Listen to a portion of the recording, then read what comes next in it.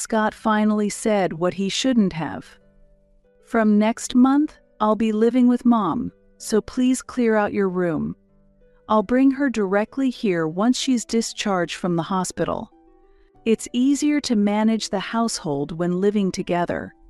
However, seeing my mother-in-law every day means constantly receiving her snide remarks. My heart is already heavy. "I understand," I replied helplessly. Scott intends to force the issue of living with his mother by any means necessary. Rather than arguing and opposing him, I should secretly prepare.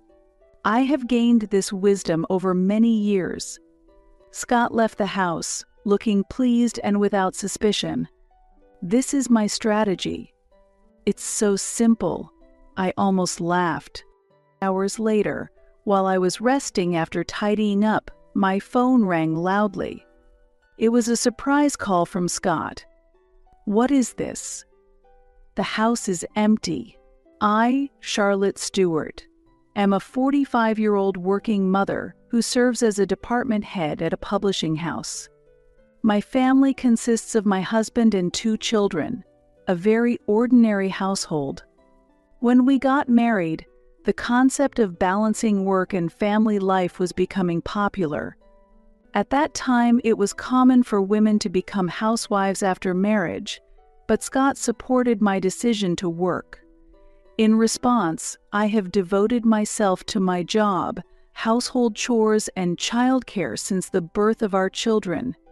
However, recently, I felt the limit of this burden deepening. My mother-in-law, Michelle, who had always opposed my employment, has recently started to complain. "Charlotte, how long do you intend to keep working?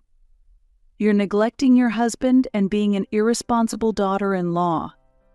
In our time, work came second, and a wife's duty was to devote herself to the family, she said. "Not only have I been committed to my job, but I've also been diligent in housekeeping and childcare. I felt this was a way to repay Scott for allowing me to work. As a result, both my daughter and son began to help out around the house. My daughter folds the laundry and irons, while my son cleans the bath and fills the tub every day. When I return home, the children have already prepared everything so that I only need to manage the meal preparation and cleanup. I am grateful to them for this arrangement." However, despite both of us working, Scott does not help at all. I've asked him several times to assist with household chores, but his response is always the same. "I allowed you to continue your job. Are you trying to make me do the housework because you want to ease your own burden without fulfilling your duties as a wife? You're being pampered." Additionally, each time this happens, he reports to my mother-in-law, and I receive cold words from her. "Scott is the main breadwinner of the house, right? Why would you make him do the housework? That's why it's said that working women are not good. Understand? You're the one demanding to work. Comprehend that." Lately, perhaps my mother-in-law has too much free time. Every night, such unpleasant calls come in. Both my children and I are tired of the frequency and content of these calls. Recently, my children often pretend they are calling me to hang up the phone. Indeed, I'm grateful that I was allowed to work, but why must I be criticized so much? I'm handling both housework and childcare alone. Even my mother-in-law should understand how hard it is to balance housework and childcare. What does she want from me? Currently, I am under considerable stress. Having my children on my side is my only comfort. This feeling is due to issues related to Scott's salary. In fact, Scott's salary is not very high, rather, it's on the lower end. He failed to find a good job initially and managed to get a position at a small company through relatives. If he had strived, I would have supported him without complaint, despite the low income. However, Scott was disappointed with his employment through connections. At first, he often complained I should have worked at a much larger and more prestigious company. He just did the work he was told to do and neglected efforts for promotion or to find another job. If he really had the skills, he would have continued to learn and upgrade his skills while working and made efforts to find a new job. But Scott neglected such efforts. As a result, his salary has remained limited to minor raises, with his performance pay and commissions always minimal. On the other hand, the company where I work is a major domestic firm that established maternity and paternity leave systems early on and has continued stable management even during economic bubbles, never reducing salaries. Currently, I have been promoted to department head and have successfully managed numerous contracts and projects. As a result, I earn considerably more than Scott. Additionally, my children are under my care, and I directly set aside their tuition fees from my salary. I have made the most of the corporate benefits of a large company. Looking back, even when I was on unpaid maternity leave, we lived off my savings. It would have been impossible to cover the household expenses, including those of our children, with just Scott's salary. I have never received any contribution towards household expenses from Scott, and there are no records of any transfers from him. He probably allowed me to continue working because he wanted to rely on my salary. This thought has been growing stronger recently. I suspect that our post-marriage life has been largely financed by my earnings. To verify this suspicion, I checked my bank account. Housing expenses, utilities, food, and the children's educational expenses. I've paid for all of them. There's not a single deposit from Scott. All I could do was laugh tiredly. Scott's salary is spent on his hobbies and sending money to his mother.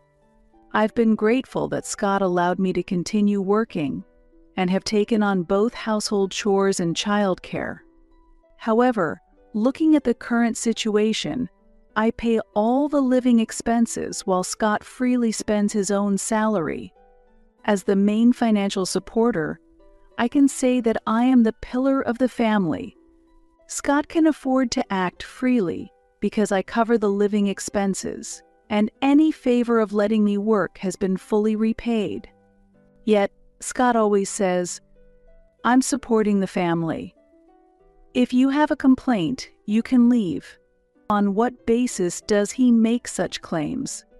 He might be under the mistaken impression that he's handling the living expenses while freely spending his own salary.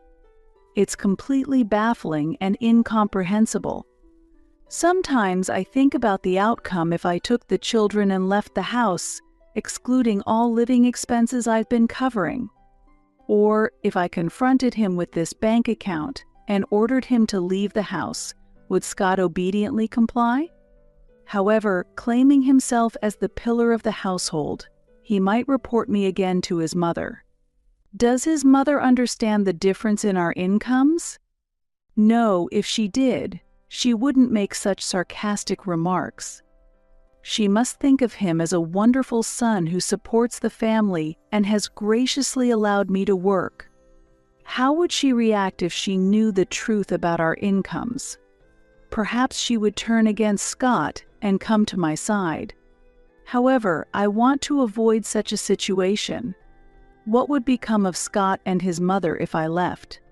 Sometimes, fed up with her harsh words, I find myself pondering this. While I was lost in these thoughts, my mother-in-law fell at home and injured her leg. She will need to be hospitalized for a while for treatment and rehabilitation. Since my father-in-law passed away before our marriage and she lived alone, either Scott or I would need to take care of her. Why are you leaving me to suffer? Hurry to the hospital. My leg hurts so much I can't move, and there's a lot I need to ask of you. She called me immediately during her hospitalization. When I answer the phone, she only demands things bring this. I want that. When I tell her I'm at work, she berates me fiercely. Because of my busy work schedule, I've decided to leave her care to Scott. The cold remarks from her due to my job are particularly stressful. Now, I think the best solution is to have Scott go to the hospital and placate his mother. When I ask Scott to take care of his mother, he immediately complains. "Why don't you look after Mom, Charlotte? I'm working too," he says. Despite being her son, he tries to push all the responsibility onto me. I think he should handle it himself, at least for the first few times. Suppressing my feelings, I respond, "I'm also working, and there are household chores. If you could help with the housework, I could go too. I think your mother would be happier to see you there." This is the truth. My mother-in-law may think of harassing her daughter-in-law as a way to relieve stress, but when mobility is limited, it's better to think positively and speak positively. For various reasons, I have been intentionally avoiding caring for my mother-in-law. On the other hand, I take care to wash and fold her laundry neatly and pack it in her bag. When she requests shopping, I pay close attention to the specific products she wants. I don't mind if these are seen as Scott's achievements, even if I am the one who is criticized. Right now, I especially want to avoid hearing her sarcasm. Fortunately, my predictions were correct. Day by day, my mother-in-law greets Scott with a smile. Being pampered by her son seems to greatly please a mother with her personality. Having her beloved son nearby seems to make her happier than making sarcastic remarks. She eagerly awaits Scott's visits every evening after work, looking forward to their conversations. She hands the shopping list to Scott, and since her hospitalization, she hasn't called me even once. Seeing her smile, Scott feels he is doing good deeds, and he returns home in a good mood. At night, when Scott comes home, he passes me the laundry and shopping lists without complaining as before. Although I receive some grumbles from Scott when handing over her belongings, I still manage to live my days peacefully. That's enough for me. Right now, I am determined to avoid my mother-in-law's sarcasm at all costs. Sometimes, I mutter to myself in the middle of the night, if only I could live in peace for a little while longer. However, the injuries my mother-in-law sustained at her age are likely to be prolonged. I strongly urge Scott to encourage her rehabilitation, but she often neglected it, looking forward to her son's visits. As a result, by the time her injuries healed, her leg strength had already declined. Scott goes to the hospital in the evening after work, but until then, my mother-in-law simply waits, abandoning rehabilitation and just anticipating her son's visit. She has grown fond of her son's care, and Scott has become accustomed to her various requests. Although it's rare for me to be called directly, I am actually the one doing the laundry. Daily chores like shopping and preparing snacks have become routine. My mother-in-law imposes household tasks on me, and she just enjoys pleasant conversations with her son. I'm grateful I don't have to meet her directly, but it's still exhausting. Her demands are many, especially shopping, which is very time-consuming. I understand that you need to distract yourself from boredom, but why do you need so many things? Living alone becomes even more difficult when mobility is impaired. My mother-in-law must feel this too.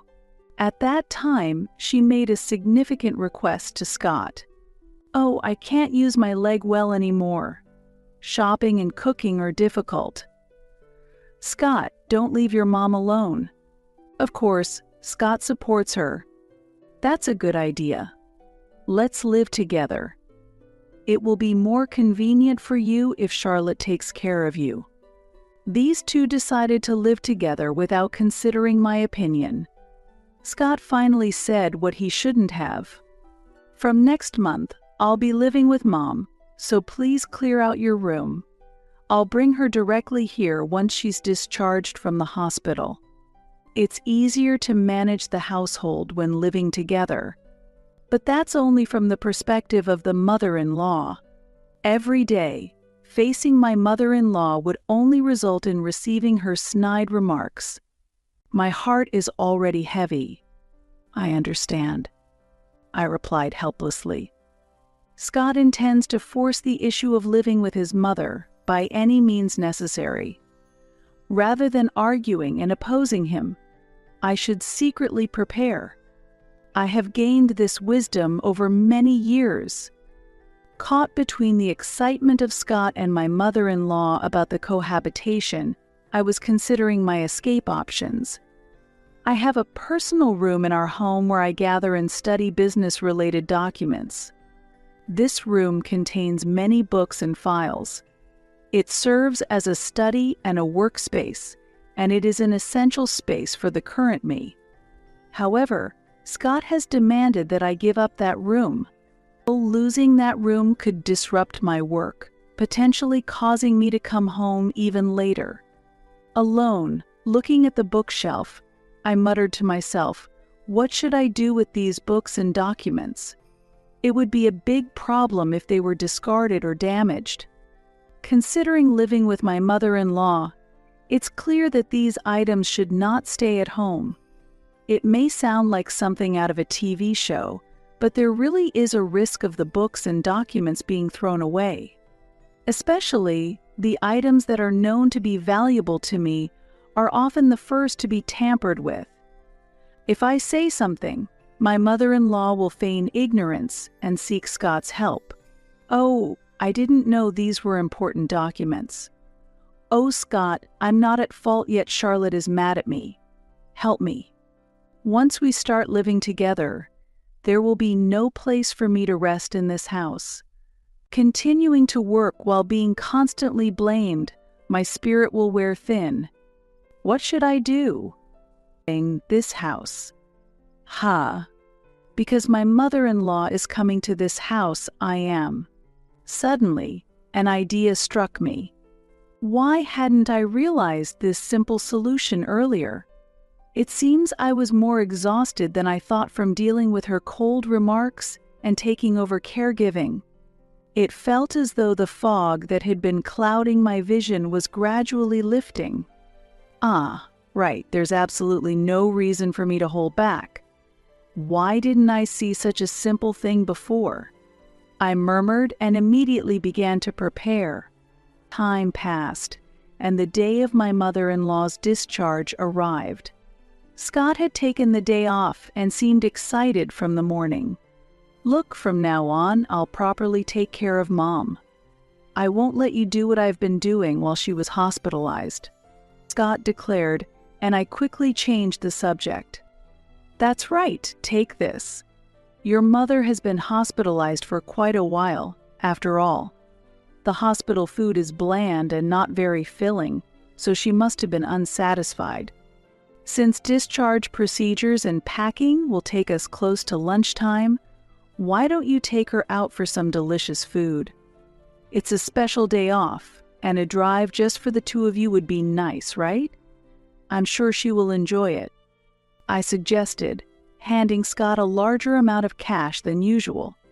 While Scott did have an allowance for living expenses, the amount I gave him this time was significantly more than his usual monthly allowance. Scott was thrilled by the unexpected windfall. Wow, you really think on your feet, don't you? Then I'll use this money to take Mom out for a drive. I'll let you know what we decide about dinner. You make sure everything at home is ready for Mom to be comfortable. Scott left the house happily, without any suspicion. This was my strategy. It was so simple, it almost made me laugh. This should buy me some time. I was eager for Scott and his mother to return home. While waiting, I proceeded to organize the house. I needed to finish arranging everything before Scott and his mother returned. A few hours later, while I was resting after finishing the organization, my phone rang loudly.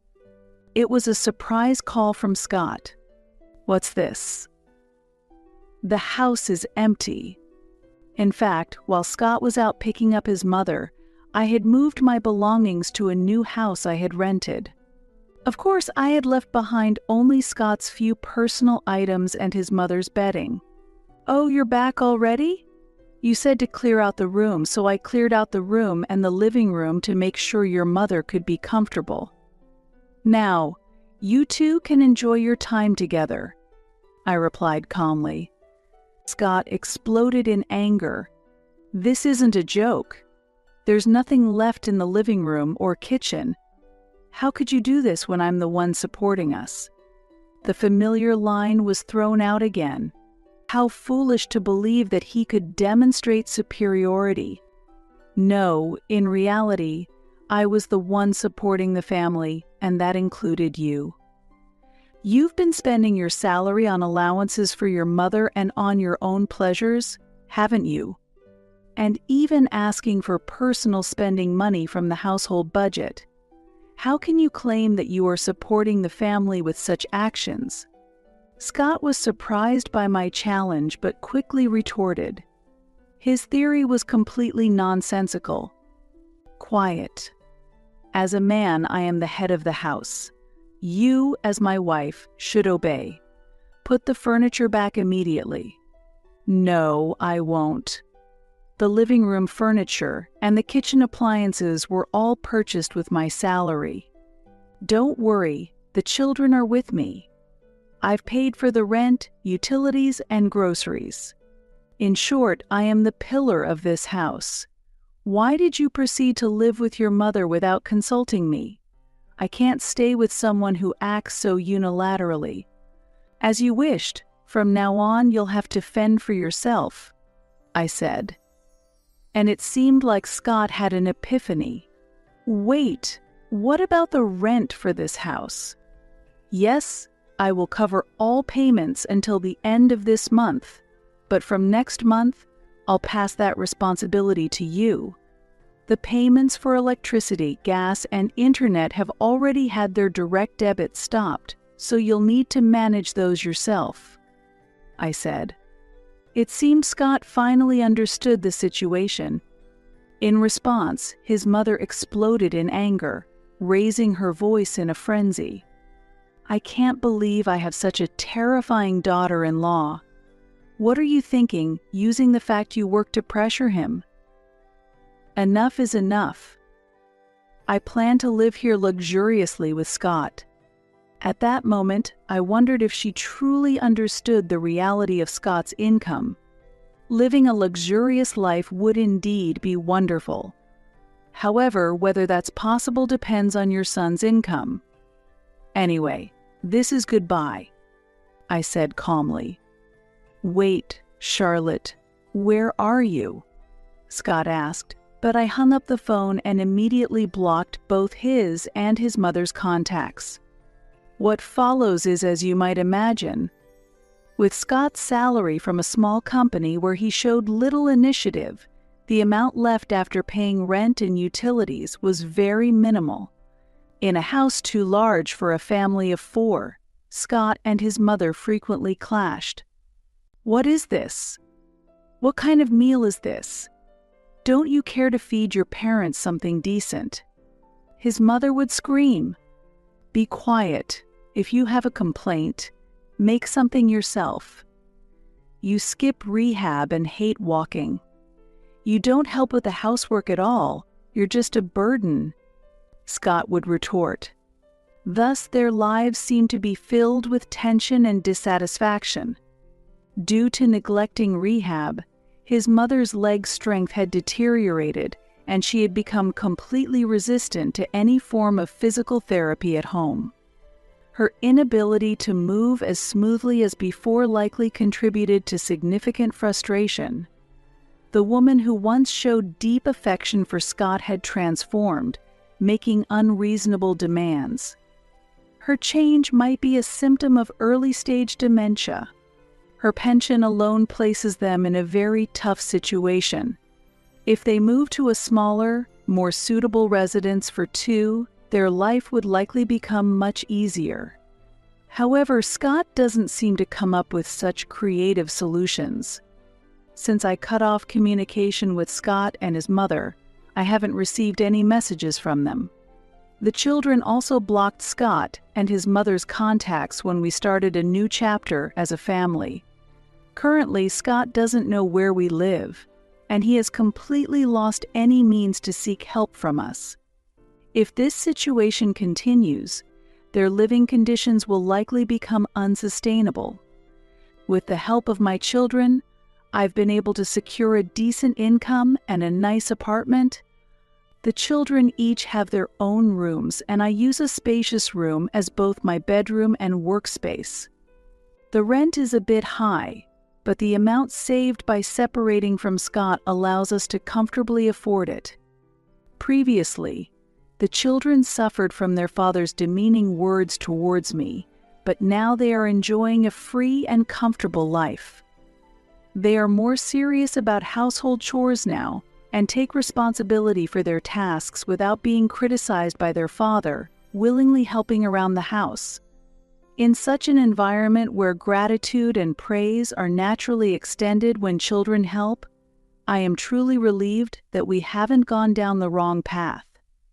Today, after another busy day, it's time to return to the apartment where my beloved children are waiting. Following these developments, I sent Scott a divorce petition through a lawyer. Despite me having supported the family financially for a long time, he and his mother had nearly depleted their earnings. This is a sufficient reason to file for divorce. Scott refused the divorce and made various excuses, but my lawyer quickly dismissed his claims. Abandoning family responsibilities, not contributing financially, and verbal abuse are considered economic abuse. Under these circumstances, if taken to court, Scott's chances of winning are extremely low. The court granted me custody of the children. Furthermore, I did not request alimony or property division, choosing instead to waive those rights. Because the savings I accumulated have all been earmarked for the children's future education, it would be completely unacceptable for me to give any of that money to Scott or his mother. My car is in my name, and fortunately, the house we lived in was a rental property, which helped us avoid further complications that could have arisen had we owned a home. Now, without facing criticism from anyone, I am able to focus on my work. This allows me to provide the kind of activities my children desire, for which I am grateful. Additionally, with the college funds that I have been gradually saving over time, combined with future income, I anticipate being able to cover at least the cost of my children's university education. Let's give today our all. I motivate myself as a new day begins.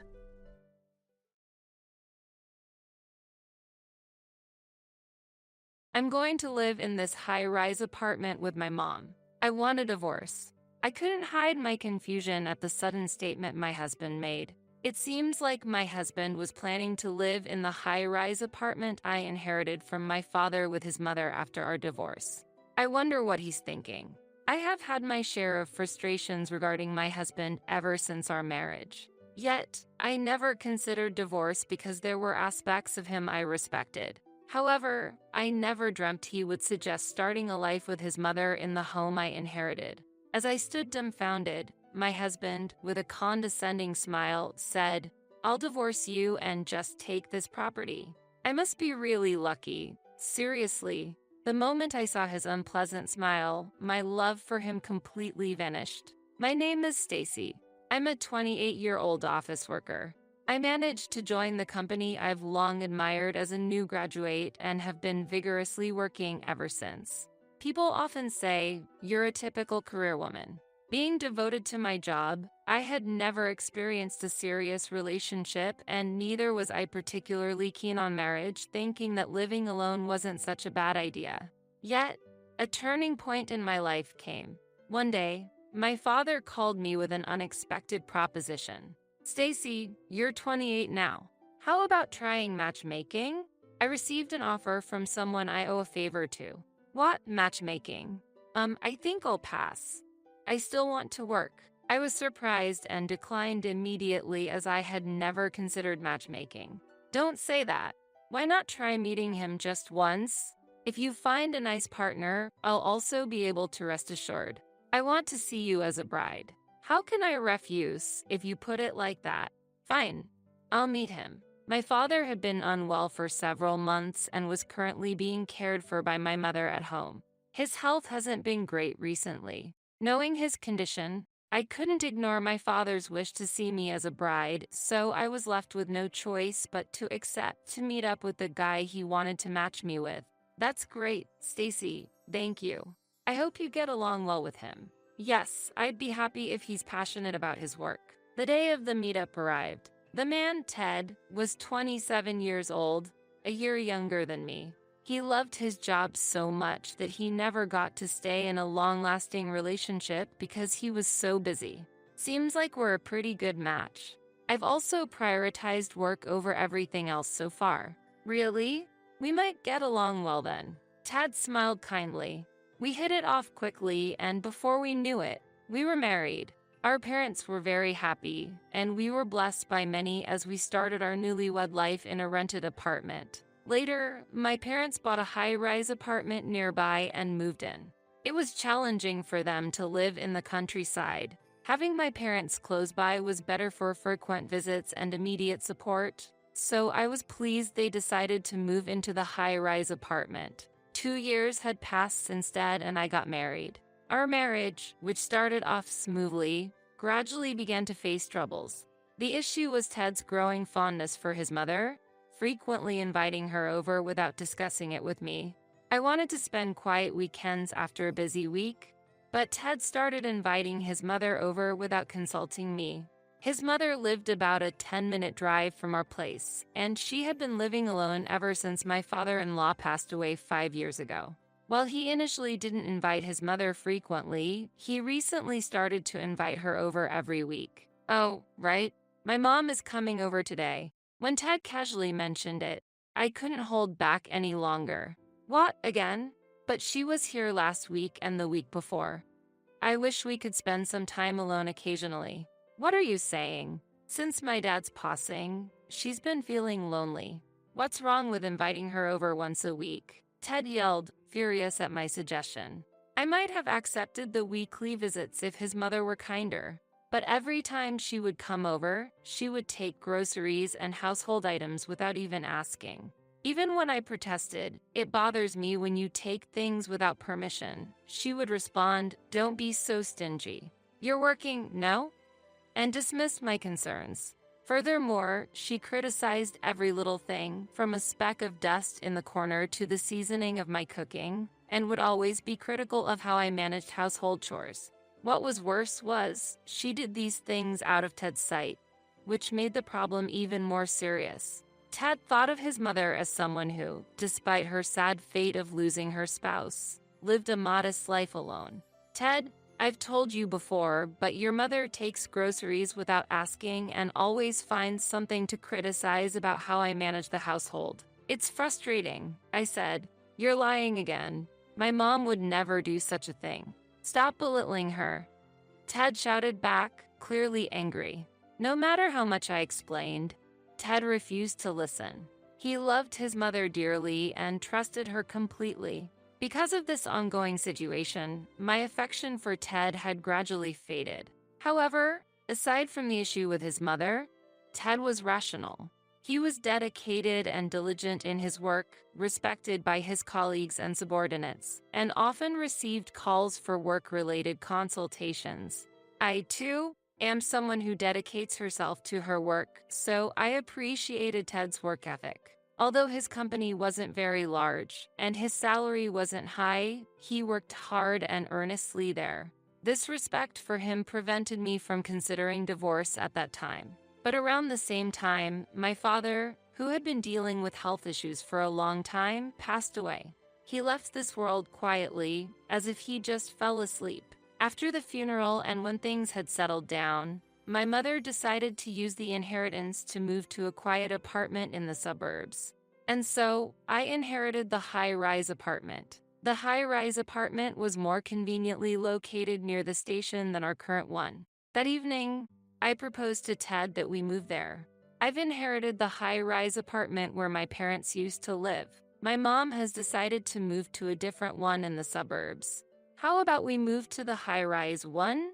Of course, it will be after my mom moves out. Upon hearing my suggestion, Ted's face lit up and he exclaimed, "Lucky," and started to celebrate. He then took out his phone and made a call. "Hello, Mom. I have some great news." He seemed to be talking to his mother, telling her that I had inherited my father's high-rise apartment. After ending the call, Ted turned to me with a smug smile and made a demand as if it were the most natural thing in the world. "Give me the keys." "What?" I was taken aback and reflexively asked him to clarify. "I mean the keys to the high-rise apartment. I want to go check it out. I know the place and have visited before, but I haven't thoroughly checked it out apart from the living room. I'll just go and see." "What are you planning?" "My mom is still there. What if you disturb her by suddenly showing up? Besides, it's already late." I felt an ominous premonition about Ted's high spirits. "Oh, right. Your mom is still there. Let's at least look at it from the outside then." I didn't understand his urgency, but Ted couldn't wait and I ended up accompanying him. The high-rise apartment was about a 15-minute walk from our current one. On the way there, the uneasiness I was feeling didn't subside. The reason for my uneasiness was Ted's unusually excited demeanor since learning I inherited the high-rise apartment, which seemed somewhat creepy. His eyes seemed to glow with ambition. Still, I tried to convince myself it was just my imagination. Standing in front of the high-rise apartment and looking up at the 40-story building, Ted exclaimed in amazement. "Wow, looking at it again, it's really big. Living here would be." And all of a sudden, he made an unbelievable statement. "I'm going to live in this high-rise apartment with my mom. I want a divorce." I couldn't hide my confusion at the sudden statement my husband made. I had a feeling that Ted was eyeing the high-rise apartment, but I never expected him to bring up divorce. It seems like my husband was planning to live in the high-rise apartment I inherited from my father with his mother after our divorce. I wonder what he's thinking.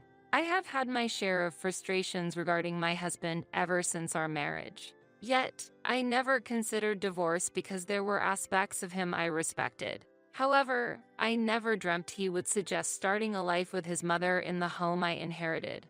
As I stood dumbfounded, my husband, with a condescending smile, said, "I'll divorce you and just take this property." I must be really lucky. Seriously, the moment I saw his unpleasant smile, my love for him completely vanished. I was taken aback by his statement but responded calmly, "Ted, it seems you might be misunderstanding something, but inheritance doesn't automatically go to the spouse." "What? What are you talking about?" Ted laughed as if he didn't understand my words at all. "I mean, this high-rise apartment is something I inherited, so it can't become yours. Inheritance laws don't apply to shared property." Even when I explained again, Ted said, "That's a joke. I won't believe such a lie." Okay, I was just perplexed. I didn't think he would be such a difficult person to talk to. "It's funny to see you trying so hard to avoid divorce. Do you love me that much?" "How pathetic," he mocked. Ted's derisive laughter was extremely unpleasant.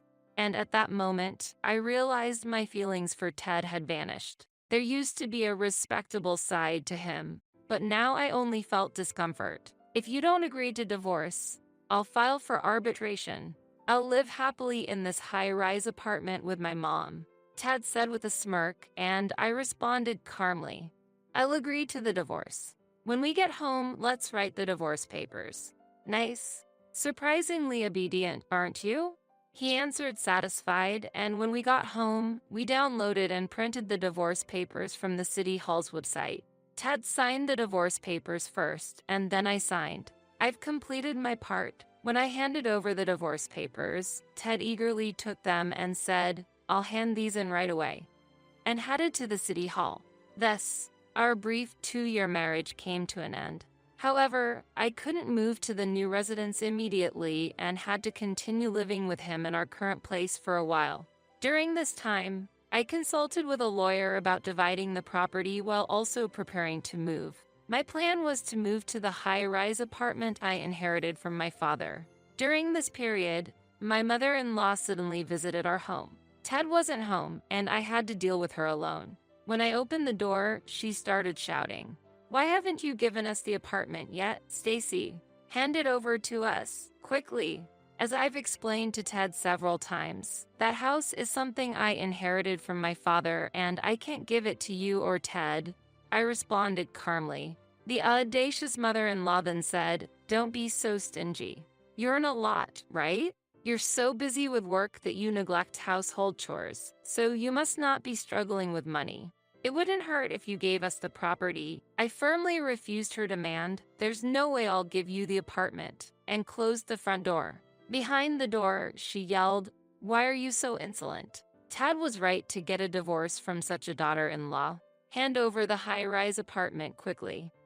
But after a while, she quieted down and seemed to have given up and left. That evening, when Ted returned home, I told him about his mother's visit. "Today, your mother came. Seems like she's expecting to live in the high-rise apartment. She hurled insults at me, and I can't take it anymore." Then Ted, as if thinking his mother had been insulted, suddenly began yelling hysterically, "What's with that attitude? My mom just wants to live in the high-rise apartment with me as soon as possible. You're the problem for not handing it over. My mom isn't at fault. Stop being stubborn and give us the property now." It's not about being stubborn. It's legally established that inheritance doesn't become shared property. It's exempt from property division. Do I need to explain it again? Even as I tried to explain, Ted wouldn't listen. I eventually successfully completed the property division process, but it took extra time and money because Ted made a fuss about not getting the high-rise apartment. Therefore, I decided to bill all the divorce expenses to him. After my mother moved to the suburban apartment, I decided to relocate to the high-rise apartment. I completed the move without Ted knowing. After moving to my new home, I changed all my contact information, cutting off all ties with him. I was worried for a while that he might come over, but fortunately, there were no signs of him coming, and months had passed. I was relieved, thinking he had accepted the reality that he couldn't live here. However, something unexpected happened. On a holiday, while I was relaxing at home, the bell suddenly rang. At that moment, I murmured to myself, "Has he finally come?" When I looked at the intercom monitor, there he was, as expected. I considered ignoring him for a while, but he persistently rang the bell, and thinking of the neighbors, I reluctantly went to the door. When I opened it, Ted was furious and shouted, "Why did you change your phone number? You've changed your email address too, right? Why didn't you tell me your new contact information? Why should I? I have no obligation to explain to you. The divorce was completed and we're no longer husband and wife, and the property division is settled, so we have nothing to do with each other anymore. Don't say nonsensical things." As I responded calmly, Ted became even more enraged. "Don't make lame excuses. I'm really angry. That's clearly not a lame excuse." Having a reasonable conversation with him was impossible, and it gave me a headache. Ted continued to shout as if he was about to pounce me. "Why can't I have this property? Because of that, I've been laughed at by my friends." "It's all your fault." "Laughed at by your friends? What do you mean?" When I asked, Ted was silent for a while before starting to speak slowly. Seems like he had bragged to his friends about having bought a high-rise apartment when we filed for divorce and I inherited this property. Envied by his friends, Ted didn't want to hear anything about how the property division didn't allow him to get the apartment and mistakenly thought that if he kept fighting, he would eventually obtain it. Even so, I've been scorned and ridiculed by my friends as a braggart for not living in the high-rise apartment, and my mother is pressuring me about when we can move in.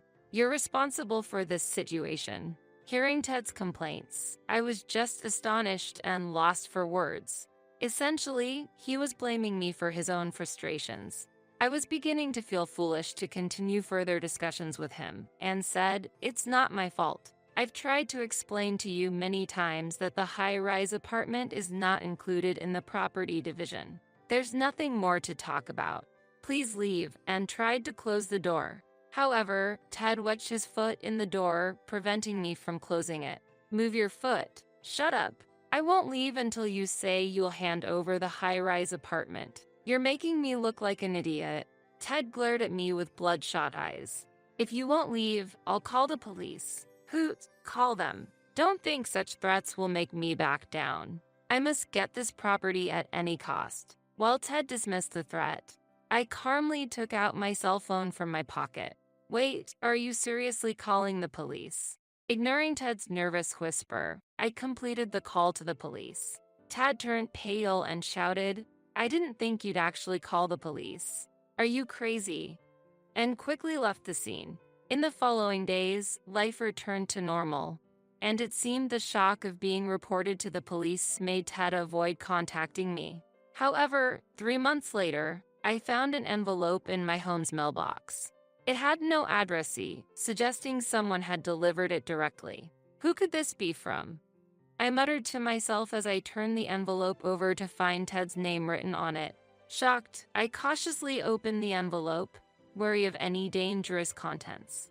Inside were 3 letters, written in Ted's handwriting, detailing his recent circumstances. The letter began as follows: "To Stacy, since I can no longer reach you, I am honestly sharing my current situation through this letter. Please read it to the end."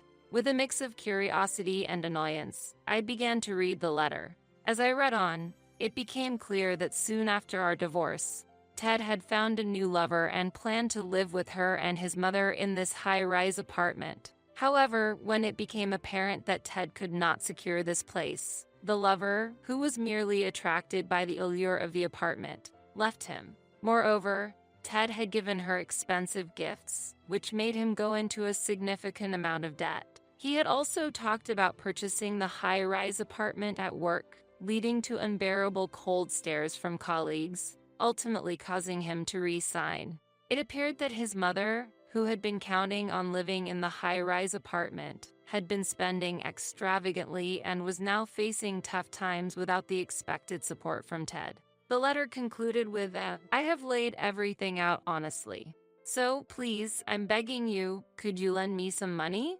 Just $10,000 would be enough. If you wish, we could even consider starting over." I had no intention of replying or reconsidering our relationship. Ted's assertive demeanor throughout the letter only elicited a sigh from me. It seemed that Ted was in a dire situation and had reached out to me for financial aid. I tossed the letter into the trash and immediately headed to the real estate agent. Given the possibility of Ted showing up at my current place and not wanting to receive such bewildering letters again, I decided to sell it, although it was a place I had inherited from my father, making me feel somewhat guilty. I believed my father would forgive me if it were for my happiness. My mother also agreed with my decision. I then proceeded to purchase another high-rise apartment, one with an even better location, which admittedly was quite expensive. However, thanks to my hard work and savings, I didn't hesitate to splurge on it. Of course, I didn't share my new address with Ted, so now I was finally able to live with peace of mind. I resolved to focus on my work again, renewing my commitment to my career.